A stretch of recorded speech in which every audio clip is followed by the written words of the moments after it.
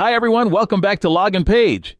In today's video, I'm going to show you how to log in to your Penn Foster student account, whether you're accessing your coursework, checking your grades, or managing your student information. This guide will help you log in quickly and securely.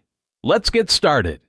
Before we begin, please support us by subscribing to our channel. Thank you. First, open your browser and enter learn.pennfoster.edu into the address bar to access the website.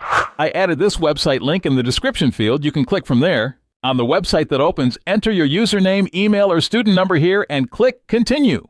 On the next page, it will ask you for your password. Fill in the requested information and log in. And that's it.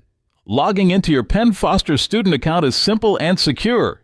If you have any questions or run into any issues, feel free to leave a comment below. Don't forget to like this video and subscribe to Login Page for more helpful tutorials. See you in the next video, and good luck with your studies.